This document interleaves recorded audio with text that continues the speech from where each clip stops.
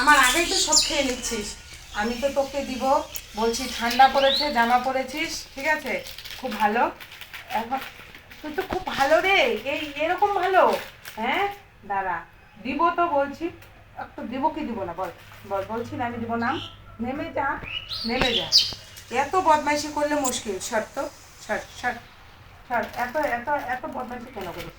ওরে বাবা রে, দিব দিব দিব দিব দিব দিব তোকে। ওরে বাবা রে। আমার চোখে মুখে তুই পা লাগাবি তবুও থামবি না নাকি?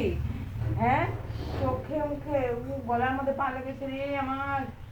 তুই এখন বড় হচ্ছিস তো, সেটা মাথায় রাখতে হবে, বুঝছিস?